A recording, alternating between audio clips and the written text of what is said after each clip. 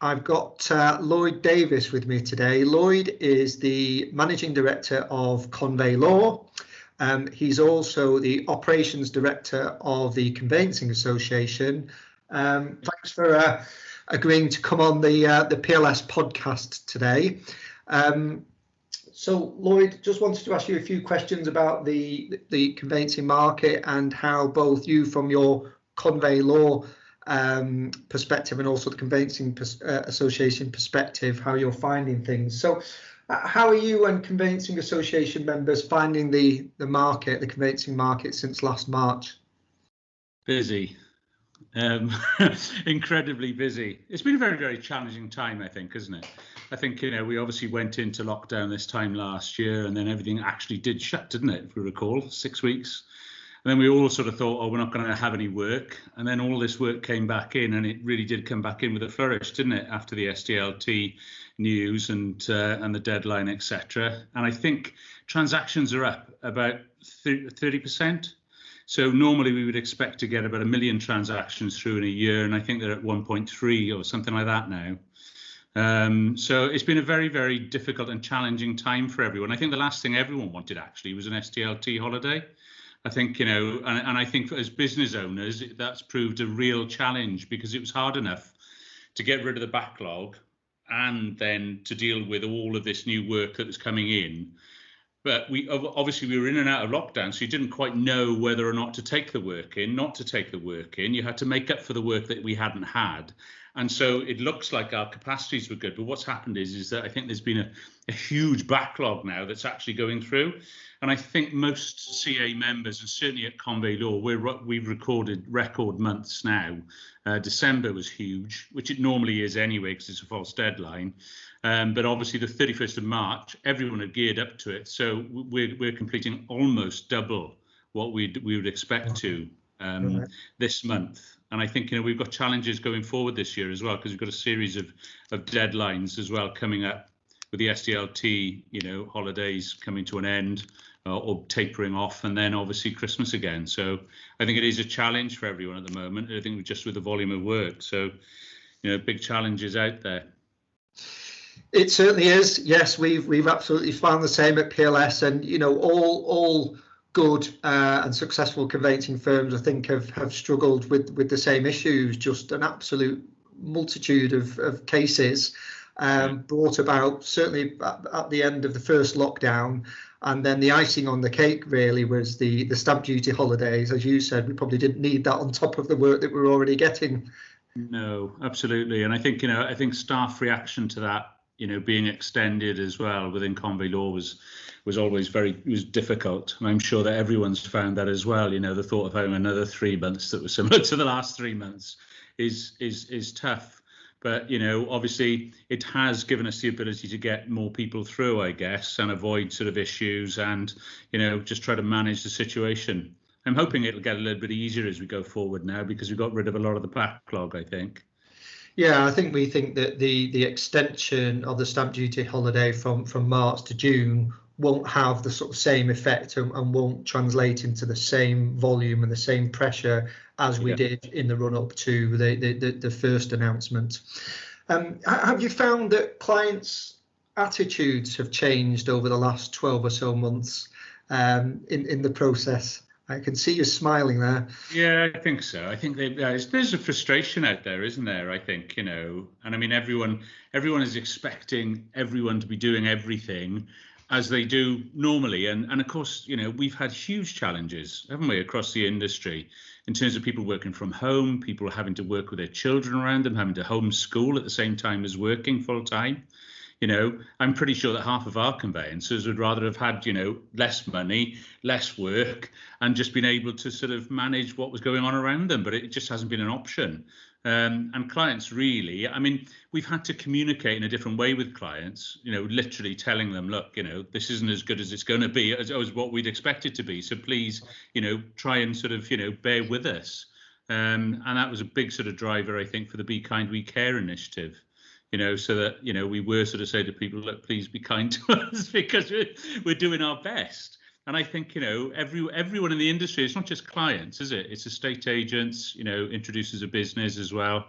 they need to understand that actually we're not working under normal circumstances here. We've got a hell of a lot more work than what we'd normally expect to have, and most of our staff are working from home. So there's different drivers all around, isn't there? Yeah, no, there is. So tell us about Be Kind We Care then. Really, that's what today is mostly about. What? Yeah, well, it's a sort of well-being initiative. I think as a result of the pandemic, I think most business owners are sort of recognising that they've had to be a little bit more switched on in terms of how they look after their staff. They're not seeing them a lot of the time. I think we have had some really nasty reactions from certain people in the industry and it upsets people, doesn't it? I think if someone's shouting at you down the phone or sending you emails all in capital letters marked in red in bold, it's kind of it can ruin your day. And I think as well, when people are at home and they are isolated, that can be quite dangerous as well. So I think it was just a little bit about sort of we had a number of people within the industry approach us and say, look, can't we do something? And so we thought, well, actually, let's just put it out there. So we created a little bit of a logo with it. The Conveyancing Foundation was established 10 years ago to help everyone raise funds for charity.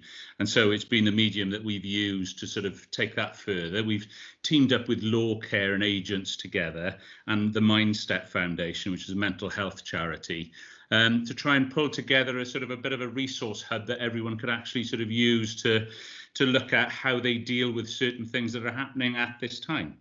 And we're looking to raise a bit of money as well. Thank you very much for PLS's very kind donation. You were the first one to donate, Dan, so thank you very much for that. And we're looking to put sponsorship packages out there now, but it's more about raising awareness, really, and it's more about, being kind to each other. We're all professionals. We're all in this together. And again, just with our staff at Convey Law, I said, look, you may be frustrated you can't get through to Barclays because you've only been on the phone for 2 hours, right? But it's not necessarily the operative's fault on the other end of the line, So, we all have to sort of take responsibility a little bit with it. So it's been well received. It's sort of starting to gain a little bit of momentum now, but I'm hoping it's going to be a bit of a long burner, this. I know to see you're doing some good work with your staff as well with Perkbox, and you've got an initiative going there as well, haven't you? Yes, at PLS we launched the Team PLS initiative nearly 12 months ago now, which was in a similar way really to raise awareness of what's going on, to acknowledge the fact that things have changed and that our staff and our counterparts in other firms are quite a lot busier than we'd like them to be. Probably not as happy as we'd like them to be in many cases, and to raise that awareness, and particularly not just internally but externally as well. We wanted this to carry across to the other parties that are involved in a transaction, brokers, agents, lenders, and so on. But we thought if we started internally, it would sort of expand from within to the outside, and that was why it was quite pleasing for PLS to see the Be Kind We Care campaign, because we think that's pretty much an extension of what we at PLS were doing internally already, and it's great to see that we're all thinking along the same lines, really. Yeah. And so I guess it's quite early days, is it really, for the Be Kind We Care campaign to understand the impact that it will have, but so far so good, I think you're saying? Yeah, very positive, I think. I mean, today's conveyancer has sort of brought together a similar type initiative at the same time. So, it is all about being kind to each other and just sort of getting us through this next year. I think there's going to be challenges this year with these different deadlines, and I think people, we're hoping that we'll all come out of it, and the lockdown restrictions are easing a bit, which will help, because it'll give everyone a little bit more of a focus than just work and home, won't it? But I think it is a slow burner. I think what's happened as well within the industry is that people are understanding that mental health is a significant issue. We've sort of brought in counselling a couple of years ago within Convey Law, and an in-house complementary counsellor, just because people sometimes, when they have anxiety or they're feeling stressed, it's not just about the volume of work, it's how they feel. And so, someone who can actually talk them through those feelings can actually have a considerable impact on how they perform, and how they deal with everything. And it's not necessarily, I'll just reduce the work. That won't necessarily always work. So it is about, sort of getting that awareness out there that actually counselling can help, and that there are solutions, so that people don't have to go and keep on suffering in silence. And LawCare have done a huge amount of work in that respect, actually. It's a great website to go and have a look at. Yeah. There's a number of excellent links on both websites, on the Become Care website as well, in relation to different resources, and also or top tips for staff internally from a personal point of view, and also tips for businesses at business level. I was going to ask you, actually, have you got any particular favourites on there from a staff top perspective? tips? I think, we discussed it earlier a little bit, but I mean, working from home, you've got to be disciplined, haven't you? It's very easy to get up at 7 o'clock in the morning and just keep working until 10 o'clock at night, still in your pajamas. So, you do away with the commute. But I mean, what we found is that, individuals, not coming into the office work a hell of a lot harder, and we found that people have actually, insisted on coming into the office 9 to 5, so that when they go home, they actually do stop. I mean, It's about finding your own level of discipline, it is. But I think as well, you've got to be quite disciplined in actually turning off. Otherwise, you ruminate.